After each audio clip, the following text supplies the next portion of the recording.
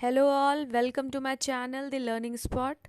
My name is Ranjana Singh, and today we will cover another interesting topic, and that is management lesson from Bible.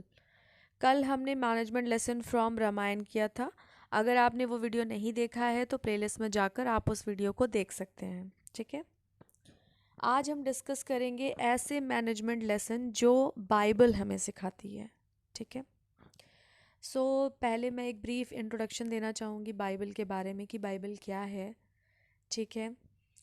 Basically Bible ईसाइयों का एक पवित्र ग्रंथ माना जाता है। सभी ईसाई पढ़ते हैं और इसकी पूजा करते हैं। बेसिकली इसे दो पार्ट्स में डिवाइड किया गया है। जो बाइबल है उसके दो भाग हैं। पहले पार्ट को ओल्ड टेस्टामेंट और दूसरे को न्यू टेस्टामेंट बाइबल बोला जाता है। ठीक है। बाइबल जो है यहूदियों का भी धर्म ग्रंथ है। ठीक है। ऐसा माना जाता है कि भगवान से प्रेरणा लेकर ह्यूमन ने बाइबल को लिखा था। ठीक है।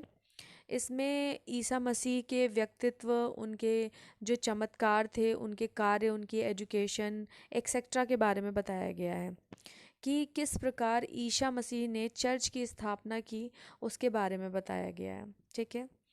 और जो बाइबल की लैंग्वेज है वो बहुत ही इजी है। इसमें बहुत ज़्यादा दार्शनिक बातें या वैसे बातें नहीं बताई गई हैं जिसे समझने में लोगों को दिक्कत हो। ठीक है। बेसिकली इसमें धर्म और मुक्ति के मार्ग पर कैसे जाएं, यह बाइबल में बहुत अच्छी तरह से बताया गया है।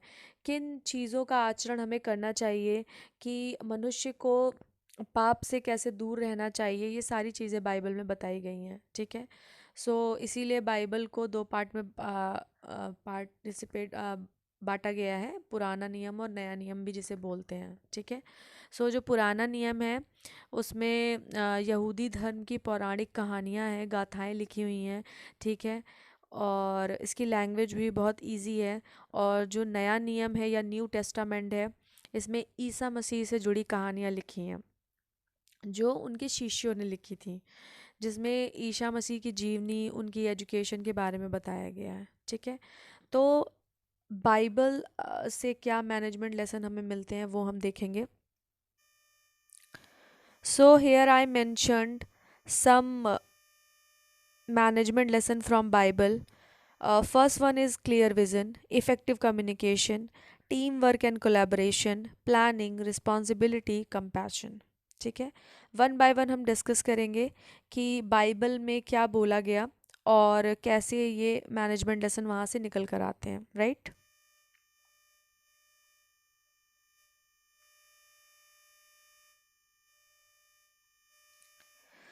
Bible it is written where there is no vision the people perish. ये प्रूफ्स हैं, जैसे कि मैंने बताया कि उसमें बहुत सारी कहानियों के रूप में बताया गया है, एक्सप्लेन की गई हैं चीज़ों को। ठीक है। तो बाइबल में क्या बोला गया है कि जहाँ पे क्लियर विज़न नहीं होता है, ठीक है, वहाँ क्या होता है, लोगों का नाश हो जाता है। नाश हो जाता है मतलब ख़राब हो जाती हैं चीज़ें बेसिकली। ठीक है। तो इससे क्या मैनेजमेंट लेसन निकल के आता है कि हर ऑर्गेनाइजेशन का क्या होना चाहिए, क्लियर विज़न होना चाहिए। ठीक है। A strong vision can inspire and motivate employees and provide direction for the organisations growth and development. देखिए, जब किसी भी ऑर्गेनाइजेशन का क्लियर विज़न होता है तो चीज़ें ऑटोमेटिक क्लियर होती हैं कि उन्हें बेसिकली एम्प्लॉयज़ को या ऑर्गेनाइजेशन के लोगों को करना क्या है। ठीक है। तो वो ऑटोमेटिक मोटिवेट होते हैं, इंस्पायर होते हैं उस टारगेट को अचीव करने के लिए। ठीक है। जिससे क्या होती है, ऑर्गेनाइजेशन की ग्रोथ होती है और ऑर्गेनाइजेशन का डेवलपमेंट होता है। ठीक है। Clear vision is very important for organisation. ठीक है। नेक्स्ट इज, बाइबल में कहा गया है कि a gentle answer turn away word but a harsh word stirs up anger. ये भी एक प्रूफ्स है जो उसमें कहा गया है। इसमें क्या बताया गया है, एक और भी कहा गया है इसमें proofs, every one should be quick to listen, slow to speak and slow to become angry. ठीक है। तो इसमें बेसिकली क्या बात कही गई है, कम्युनिकेशन से रिलेटेड बात की गई है। ठीक है। और इसमें बोला गया है कि अगर आप सॉफ्ट आंसर देंगे, है ना, जिसको विनम्र भी बोलते हैं, तो उससे जो एंगर होता है वो क्या हो जाता है, ठंडा पड़ जाता है। ऑब्वियस सी बात है, अगर कोई हाइपर हो रहा है उसके सामने अगर आप नॉर्मल सॉफ्टली बात करेंगे तो ऑटोमेटिक उसका गुस्सा क्या हो जाएगा, शांत हो जाएगा। ठीक है। वहीं अगर आप क्या करोगे, हार्श वर्ड का यूज़ करोगे तो जो ऑलरेडी एंगर में है वो और ज़्यादा क्रोधित हो जाएगा। ठीक है। और ये भी बोला गया है कि जो सुनने का होता है ना, लिसनिंग स्किल जो होती है वो भी क्या हमें करनी चाहिए, क्विक करनी चाहिए, धीरे बोलना चाहिए। ठीक है, जिससे कि एंगर भी क्या होगा, स्लो होगा। ठीक है, ये बाइबल में बताया गया है। तो इससे मैनेजमेंट लेसन निकल के क्या आता है, effective communication. The Bible teaches that effective communication is essential for successful leadership. Leaders who listen to their employees and communicate clearly and effectively gain the respect and trust of their team. So effective communication बहुत important हो जाता है किसी भी management के लिए, leaders के लिए। ठीक है, क्योंकि क्या होता है जब आप लोगों के साथ उनकी बातों को सुनते हैं, अपने एम्प्लॉयज़ की बातों को सुनते हैं, प्रॉपर कम्युनिकेट करते हैं, चीज़ों को क्लियर रखते हैं, तो ऑटोमेटिक क्या होता है कि लोगों में आपका ट्रस्ट बढ़ जाता है कि हाँ ये हमारा लीडर है, ये हमारा मैनेजर है, ये हमारी बातें सुनता है ना। समटाइम्स क्या होता है कि ऑर्गेनाइजेशन में टू वे कम्युनिकेशन ही नहीं होता है। बॉस सिर्फ ऑर्डर्स दे देता है और एम्प्लॉयज़ क्या करते हैं, उसको फॉलो करते जाते हैं। मे बी हो सकता है कहीं ना कहीं एम्प्लॉयज़ प्रॉब्लम फेस कर रहे हो, कुछ चैलेंजेस फेस कर रहे हो ऑर्गेनाइजेशन को, बट बिकॉज ऑफ, और आप कह सकते हैं लैक ऑफ कम्युनिकेशन, क्या होता है, चीज़ें सही से रन नहीं कर पाती हैं। सो एक इफ़ेक्टिव कम्युनिकेशन होना बहुत ज़रूरी है ऑर्गेनाइजेशन के लिए। ठीक है। Next is, Bible says two are better than one because they have a good return for their labour. ठीक है। ये जो नीचे नाम लिखे गए हैं ये कैरेक्टर के नेम्स हैं। जैसा कि मैंने बताया कि जो दो पार्ट्स में डिवाइडेड है, एक में ईसा मसीह के बारे में बताया गया, दूसरे में कहानियाँ बताई गई हैं जिससे कि आपको सही मार्ग पे चलने की प्रेरणा मिले, शिक्षा मिले। ठीक है। सो बेसिकली इसमें क्या बताया गया है कि एक से दो लोग अच्छे होते हैं ना, एक से भले दो बोलते भी हैं, क्योंकि वो जो मिलके काम करते हैं, जो हार्ड वर्क करते हैं, उसका रिजल्ट क्या मिलता है, हमेशा अच्छा ही मिलता है। ठीक है। तो बेसिकली इससे क्या हमें लेसन मिलता है, team work and collaboration. Leaders should foster a culture of team work and collaboration where employees work together towards a common goal. ठीक है। लीडर को टीम वर्क एंड कोलैबोरेशन को बढ़ावा देना चाहिए, जहां एम्प्लॉयज़ एक कॉमन गोल के लिए मिलकर काम कर सकें। ठीक है, क्योंकि बहुत ज़रूरी है टीम वर्क किसी भी ऑर्गेनाइजेशन में। सो इससे आपको ये लेसन मिलता है, team work and collaboration. Next is, commit to the lord whatever you do and he will establish your plan. इसमें क्या बताया गया है कि आप जो भी चीज़ें कमिट कर रहे हैं, ठीक है, उसको क्या करिए, लॉर्ड पर छोड़ दीजिए, वो आपके लिए चीज़ों को क्या करेगा, प्लान करेगा। ठीक है। सो बेसिकली इससे क्या लेसन निकल के आ रहा है, it's about planning.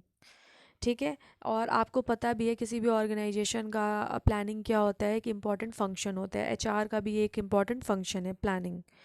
So, leaders who have a clear plan and vision for their organization inspire confidence in their employees and create a sense of direction. ठीक है। विदाउट प्लानिंग अगर आप कोई भी काम करेंगे, ऑब्वियस सी बात है आप उसमें कभी भी सक्सेस नहीं हो सकते हैं। ठीक है, क्योंकि जब आप चीज़ें प्लान करते हैं तब आपको उसके कॉन्सिक्वेंसेस क्या होने वाले वो पता रहते हैं, कहाँ पे आपको प्रॉब्लम आएगी, कहाँ पर नहीं आएगी, सारी चीज़ें क्लियर रहती हैं। ठीक है। सो प्लानिंग क्या हो जाती है, बहुत ही इंपॉर्टेंट हो जाती है। तो अगर किसी भी ऑर्गेनाइजेशन में लीडर्स है जो उसका प्लान क्लियर है, प्लान क्या है, at the end your vision, आपने क्या प्लानिंग करी हुई है, क्या अचीव करना चाहते हैं, वही होता है। ठीक है।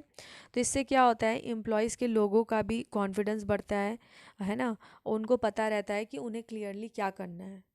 So planning is very important for any organisation. Next is Luke state. Luke एक कैरेक्टर है एक स्टोरी का। From everyone who has been give much, much will be demanded, and from The one who has been entrusted with much, much more will be asked. ठीक है। इसमें basically क्या बताया गया है, इन शॉर्ट इसमें रिस्पॉन्सिबिलिटी की बात करी गई है कि रिस्पॉन्सिबिलिटी किसकी होती है, जिसे कोई काम दिया जाता है ना। तो जब जिसे कोई काम दिया गया है तो वो उसके लिए रिस्पॉन्सिबल भी है। ठीक है। तो इससे बेसिकली क्या लेसन निकल के आता है रिस्पॉन्सिबिलिटी का। Leaders who take responsibility for their actions and decision inspire confidence in their team.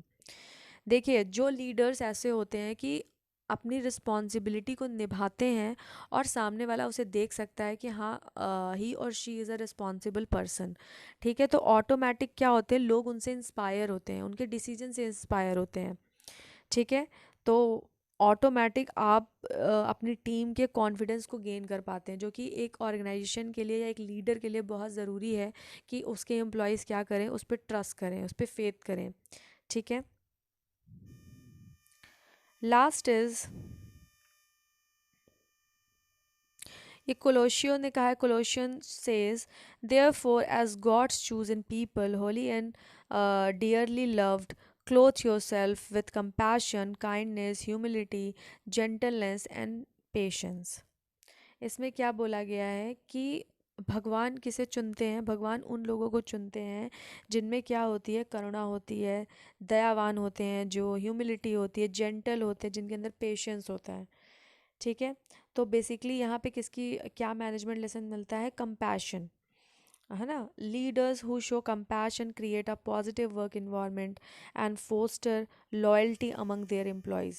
देखिए, हर समय हार्ड रूल्स हों, पॉलिसीज़ हों, ये ज़रूरी नहीं है ना।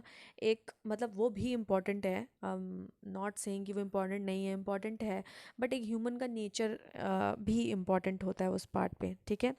तो अगर जो आपका लीडर है उसके अंदर कंपैशन है, करुणा की भाव है ना, तो ऑटोमेटिक क्या होती है, वो पॉजिटिव एनर्जी क्रिएट करता है अपने सराउंडिंग में। ऑटोमेटिक अगर कोई किसी की प्यार से बात सुन लेता है, वही बहुत होता है लोगों के लिए, है ना। फिर वो मे बी उस बात को माने या ना माने, दैट इज़ डिफरेंट थिंग। सुन रहा है करुणा के भाव से, दैट इज़ इम्पॉर्टेंट। ठीक है। तो ऑटोमेटिक सराउंडिंग कैसी हो जाती है, पॉजिटिव हो जाती है। और जो लीडर है वो अपने एम्प्लॉय के बीच में लॉयल्टी को बढ़ावा देता है ना, लॉयल्टी इंक्रीज हो जाती है। So these are the important lesson, management lesson from Bible, जो बाइबल हमें सिखाती है। देखिए, अभी तक हमने जितने भी लेसन्स किए हैं, like management lesson from Mahabharat, Bhagavad Gita, Quran, Bible, तो इनसे समहाउ सभी में एक ही बातें बताई गई हैं मोस्टली, है ना। कि हमारा विज़न क्लियर होना चाहिए, प्लानिंग होनी चाहिए, इफ़ेक्टिव कम्युनिकेशन होनी चाहिए, डेलीगेशन ऑफ रिस्पॉन्सिबिलिटी होनी चाहिए। ठीक है। तो बस आपको माइंड में चीज़ों को रखना है कि स्टोरी क्या है, और आप पॉइंट्स को डायरेक्टली भी कोट कर सकते हैं अपने एग्ज़ाम में। ठीक है। सो होप आपको ये वीडियो अच्छा लगा होगा। So if you like this video, so please subscribe. Thank you so much.